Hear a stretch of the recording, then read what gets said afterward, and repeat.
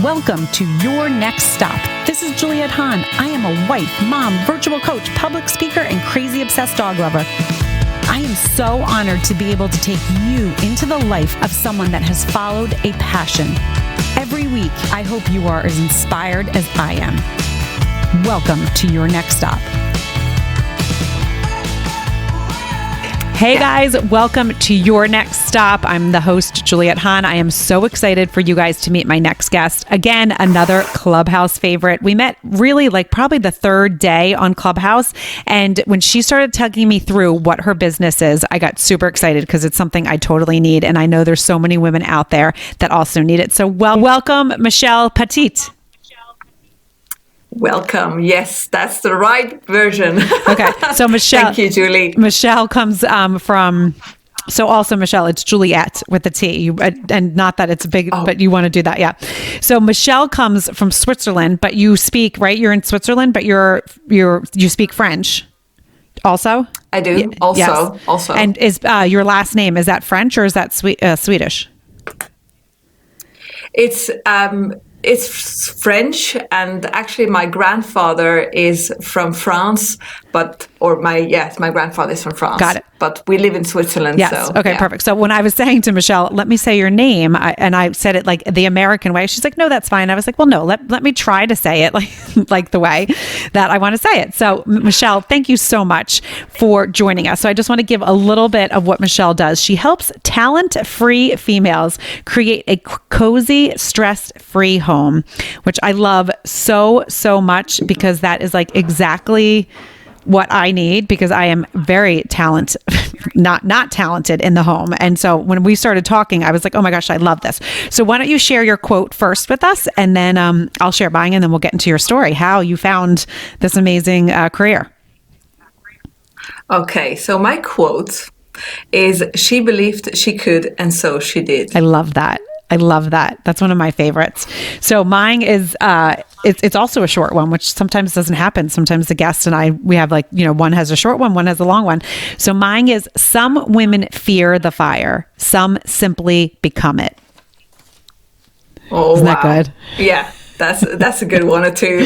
Yes. That's a good one. That's great. Okay, Michelle. So I cannot wait to hear, because I know a tiny bit of your journey, but can you tell us where you started and how you created this business from scratch, and like how you got this concept, and what the steps were to create it, please?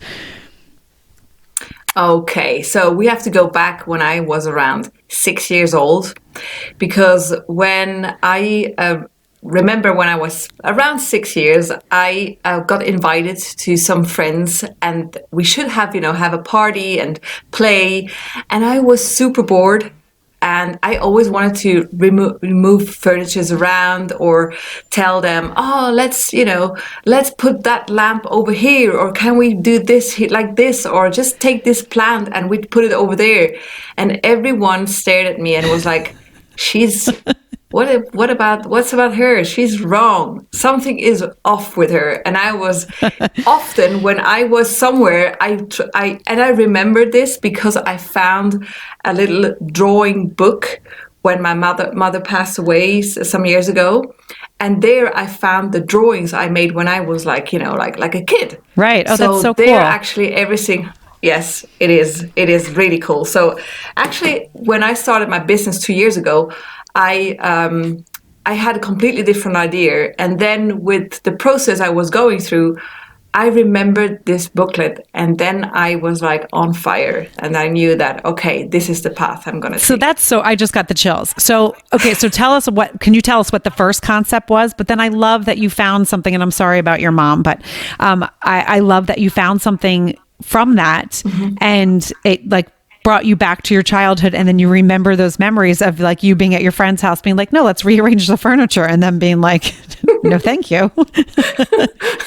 But I love that. Yeah, super early on. Now, were either of your parents like that, or did you have a sibling or aunts or uncles? Did anyone in your, as you can think about? No one. No, it just was something that was innate in you. Okay. Well, that's very cool. So can you share with us what the first concept was, and then kind of, again, how you pivoted into what you're doing now? So the first idea was I just want to help women to get over separation, over divorce, because I went through this processes too. So I thought, well, I just want to help women. And then I do it, because I left with a 2 and a 5-year-old. So everyone was asking me, how do you do that? And I was like, well, I just did it. I didn't know how, but I just did it. And then that was actually the first idea I got. And I was like, okay, let's do that. And then I was, diving into it, and it felt good in a way, but in the other way, I was like always coming back to, yes, but then you have to organize your home, and you have to organize the kids' rooms, and you have to organize the kitchen with whatever you have. And I always had this feeling that that I somehow gonna pivot into my furniture real estate career, which actually was my corporate job before. So that's so interesting. So yes. You kind of kept going back to that. So you and if I get too personal, please pause. So you left your husband when you had 2 young kids, and that is something though that is courageous. Like a lot of people don't do that, and so they get stuck. They're like, you know what, this is just how it is, and I made this life, and I'm just going to stay in it. So first, obviously, it shows that you do have. You take initiative, right? You see something, you're like, you know what, I'm just going to do it. And again, there are people like that around, but there's also people that don't, because they just don't know what to do, and they don't like the unknown. So obviously you're gifted with that. So did you create that business to help women with divorce? Did you start that and have some clients, and then just knew that, you know what, this wasn't the avenue I wanted to, and then you pivoted into the home? So I started 2 years ago, and I remember the first webinar I held, and I was super stressed out, and I was trying to do a meditation with these ladies who were on the webinar. And I mean, the feedback was great, but I didn't felt aligned. I was like acting. And I was like, okay, I just have to keep going, and I have to try.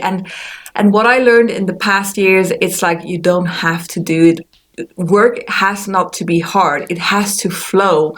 And once you are in the flow, then it's just going to fall in place. And when I stopped this first webinar, I was like, I don't know if this is the real good path I'm going. And I got the feedback from a lot of women that they were asking me, yes, beside that, could you help us to create a nice kids' rooms?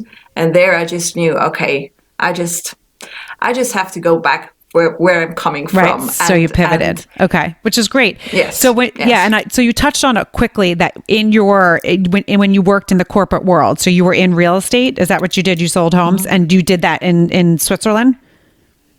Yes, I did it in Switzerland, and after quitting this branch, this segment, I went into furniture business, and there actually my heart went crazy, because it was just like interior design, and I worked for Scandinavian brands, and this was just a place I thought, first of all, I gonna stay until I can't walk anymore.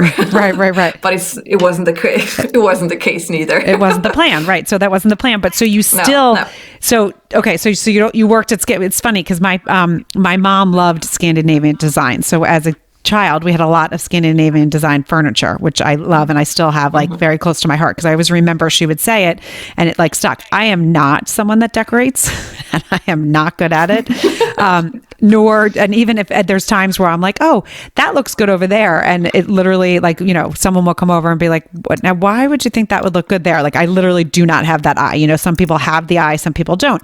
So can you give us a couple of what are your top tips when you first are working with a female, with the women population? What are a couple tips that you can give us to make it, to start right away, organizing our home, or just adding that pop or that color, or so if you could just give us your top 3 tips on if, before a client, when they come to you and they say, okay, I want to work with us, what is your grab? What can you offer them? The main thing which I can see is that a lot of women, they stuck in these kind of, it has to look like these kind of Pinterest pictures. They have tons of Pinterest pictures on their phone, and they are comparing themselves which actually is nice, but it's not the reality. Right. The reality, life happens at home, and it's unlikely from the pictures which we have in our phones. So it's nice to have, but it's not the guide which you should follow. Get some tips, get some ideas, but normally, I would say 9 out of 10, it's not the reality. Right. It's not realistic to do it that way. Yeah. It's not realistic to do it. And then the second tip, I would say, don't place all of your furniture against the walls, because we have this idea, if we place furniture against the walls, we're gonna gain some space in the room. This might be right, but it will not help you to make it feel cozy. Right. And the third, I was say that's one of your top tips, like, because you are making a home cozy. It's lived in because you have the children and all that stuff, which I love that you just said that. Okay. So what's your third tip to make your home feel cozy and organized? Organized is a completely different topic, but make it cozy. And what people are really seeking for is that it feels home, right? So what my tip is, add some small lamps everywhere you can. Small interesting. Lights will yes, it is. And I don't have any ceiling light in my room, in my house. I just have small lights all over the place. My hubby goes crazy because when we go to bed, he goes like, where do we switch all these lights off? And but that's my part. But just add some small lights everywhere, and you will see this feeling of home, and this ambience will completely change the room. So that's interesting. Okay. So when you say, okay, so I'm like picturing small lamps. Again, this is like, remember, I'm like literally, it's like a blind person trying to read a piece of paper. So when I see a small lamp, can you have like different, that's one of the things that I always get stuck in is I feel like I love antique looks, but then I also love some modern looks. Can you combine that? So like if you have a small lamp that is like maybe a little bit antique, can you also put a modern small lamp somewhere else, or can you put them close, or do they need to be completely separate? Can you give us a little bit of that? Yeah, there we go. Actually, into style and colors, and that's where also people are struggling, or women mostly struggle with, because they think it has to have a concept, but a concept is nothing else that. When you have a lamp, I'm just going to come up with all this with the same example I'm using. When you have a pink lamp in one corner and you have a yellow one in the other corner, it will not match, obviously. So what you want to do is like that you're going to take a similar color and you put it into the room. It doesn't have to be the same pink, but it has to be, like rosé or whatever kind of pink, but just add similar colors to each other, to another, so it gives you the feeling of this kind of family, and that's what makes a room feel. It makes a room feeling harmonized. That's the thing which a lot of women, when we are going to to a shop, IKEA, and you go like, oh, this is beautiful, I gotta take it home. It's a green lamp, and they're just I just love it. You take it home and you stand in your room and you go like, oh, it doesn't match, actually. It doesn't match at all. Right. Because I don't have anything else which is green, and it just doesn't match. And that's the point. Make sure that the things which are in the room, doesn't matter if it's antique or if it's modern, if they have the same color, at least similar colors, it will match up. Oh, okay. That's actually a natural law. That's a great thought. So I love that. So and that's the other thing. So what is your, and I know everyone has different preferences, like the style is all the whites or the grays. And then I've seen that people are coming back with a little bit more pops of color. So what are some of your favorite things, like items to add pops of color to a room?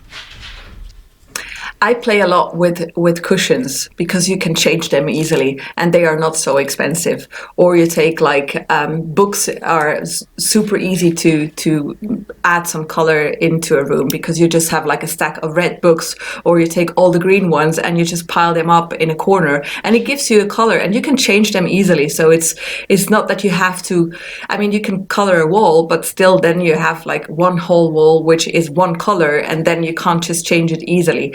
So what I do is really take things which are like curtains or as I said, cushions, is really pillows. It's easy to change. That's great. Now, do you have social media? Because I know I'm like a very visual person. So like as you're talking, I want to be like looking at pictures. Can you kind of give everyone what your social media handles are? So if they're listening to this and they're not driving, if they're listening to it where they can look at their phone, they can kind of see an example of like some of the styles that you are showcasing.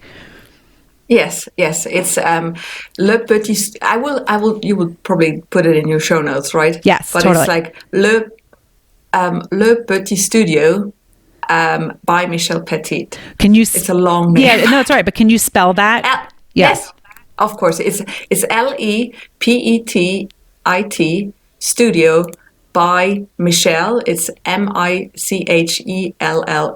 and then my last name is spelled Pettet.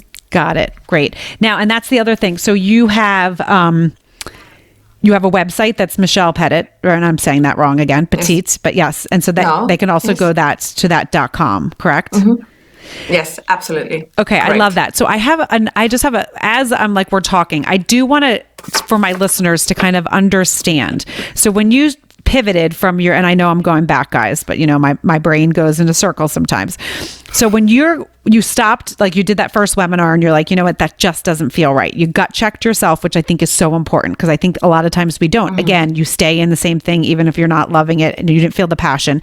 You had an experience. So that's what you took that experience and you wanted to share and help other women out with that. But then you realized, you know what, I just don't want to go there. I don't love it. And this is what I love. And so you pivoted into what you're doing now.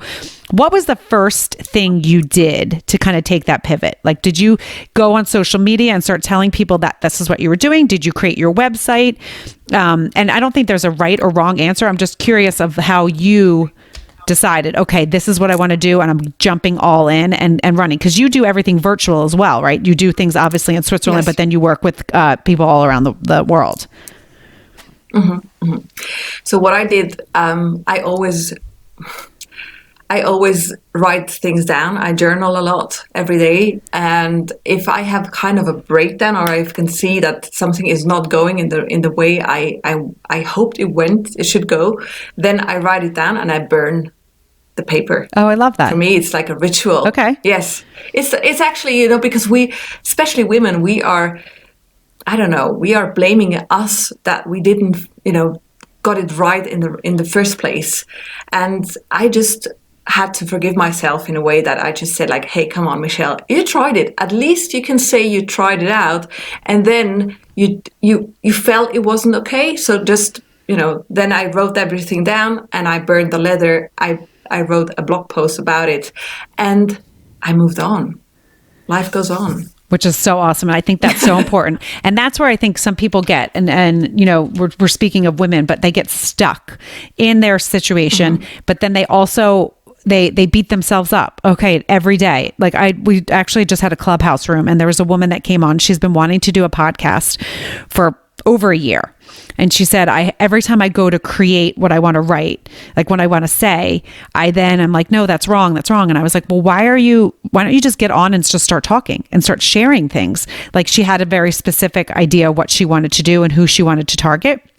And, mm-hmm. And I was like, every day that you wake up, that you have not created this podcast, it's taking up space in your brain.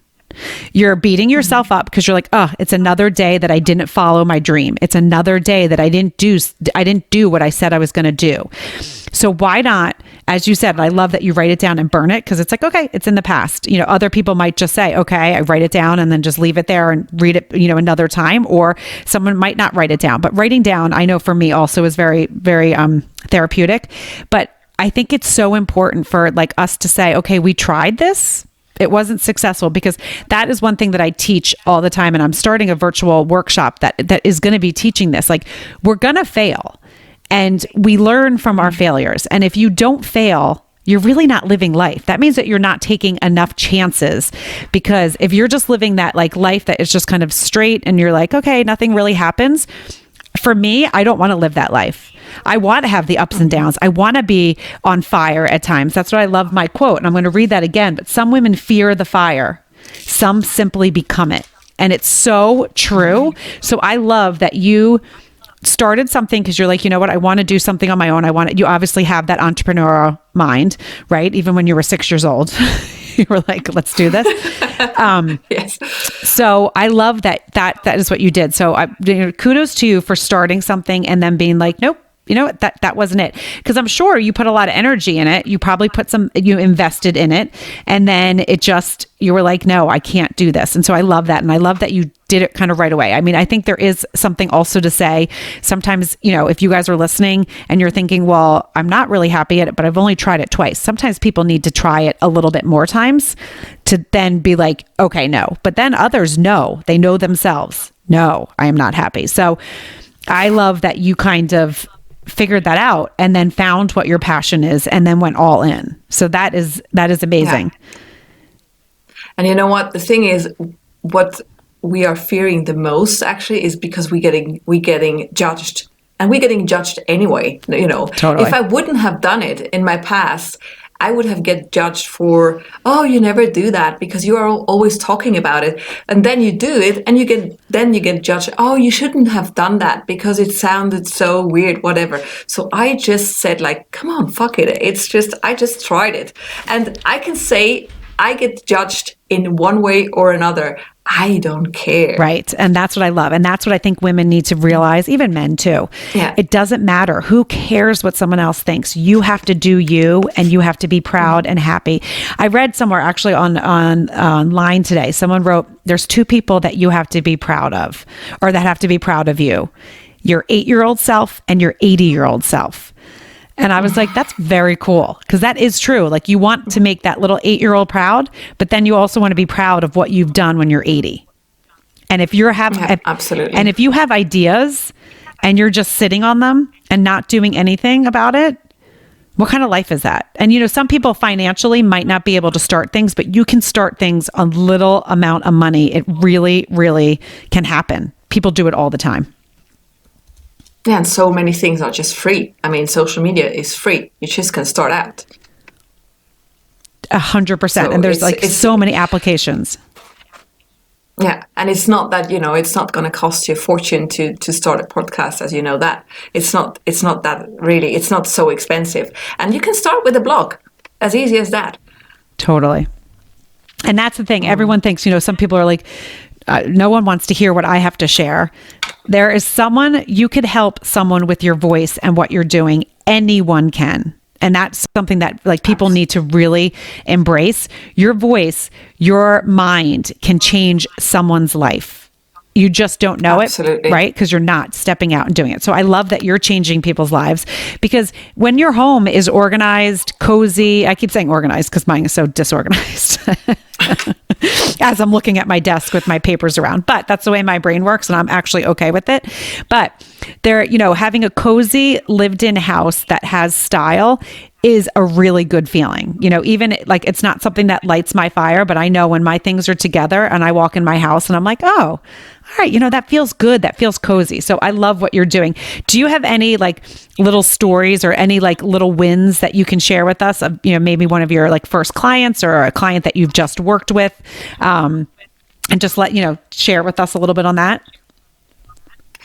Yeah, there are many stories, but one in particular is one lady who told me, could you just come over? We just need to we just want to redo our bedroom. So I went there and I arrived at their home and obviously we did their bedroom, and I always had, my eye always went to the living room, and we were sitting there and we are talking about what kind of bed they want and what kind of colors they want to put on the walls. And I was always turning my head around and was like, well, why don't they just turn their couch, because it looks not really nice, but it wasn't looking inviting. And then I was like, can we just try something out? And she was like, yeah, sure. So I was turning their couch 180 degrees. And she was like, we had an interior designer here, and they said we should put it like this. I said, yeah, maybe that's right, but don't you feel that it's way better now? And she was like, oh my gosh, they paid I don't know how many thousands of dollars for this interior designer, Right. and I don't want to blame anyone, but it's not obvious. It's not, you don't have the guarantee that if you hire an interior designer that it matches your needs. Right. You know what I mean? It's like sometimes designers, they are really having nice ideas for themselves, but they implementing their personal ideas into your home, and that's what I'm often solving. So they were surprised. I was just like, just turn it around and you will see a huge difference. And she recently made a post about it, and I had to laugh because she was like, finally our living room is our living room, and it's not just like, a stage where we can show off with our brand new couch. I love that was that. one of the stories, but yeah, but no, that must have made you feel good, because it was a very simple thing. It was a very simple thing. Yes. And so that's very cool that you could do that. yeah. I love that. Yeah, it was cool. It was cool. Yeah, I mean, it has to feel great to just have, know that you're changing people's lives in even if it's a little way. To them, it's big, right? To you, it might be like, oh, it's just you add here and there, but you know that when they walk into their house or they wake up in the morning, it feels good. So, Michelle, I just wanted to say thank you for coming on Your Next Stop and sharing your story. So what I'm doing is asking every guest, because I'm sure you realize I've changed the name. It's Next Stop Crazy Town. This was the Love What You Do series, but I've now changed and pivoted. Again, we all can pivot. I pivoted my podcast into this. And so now the name is Your Next Stop. And so what I ask all my guests at the end is, what does Crazy Town mean to you in one sentence? Crazy Town. Okay. We don't live there anymore because of the pandemic. But Crazy Town for me was when I went into a concert and I lost my kids. That was Crazy Town for me because I was going crazy like crazy. I couldn't find them. And that was, for me, it was this was really Crazy Town for me. Right. Yes. I hear But we found each other again, so no worries. All good. I love that. Well, so and I say this in every podcast because every day it's a little different, but Crazy Town to me is energy, family, it's enduring. It's actually, I love Crazy Town. To me, it's like my kids, my husband, my dogs, the energy and the noise that it all comes together in our house is Crazy Town to me. So to me, it's like a very, special, safe, like wonderful spot. And that's why I'm loving asking all my guests, because everyone has a different version of what Crazy Town means to them. So Michelle, I have to thank you so much for joining us. Guys, if you like what you hear, please share, rate, and review this podcast. Don't forget to check us out. Michelle, actually, if you can shout out your social media again, and that this will be in the show notes, guys. But remember, Michelle works virtually, so you guys can reach out to her and you can get in touch. So shout out and just spell them again, if you could do that. Okay, it's the Instagram account is LePetitStudio by Michelle Petit, and it's spelled LEPETET studio by Michelle Petit. Petit is spelled PETIT. Wonderful. All right. Well, thank you so much, Michelle. So much. And thank you so much for joining us, and have an awesome rest of the week. Thank you. You too. I hope you liked this episode of Your Next Stop. Please subscribe to my channel, share with your friends, and join in each week.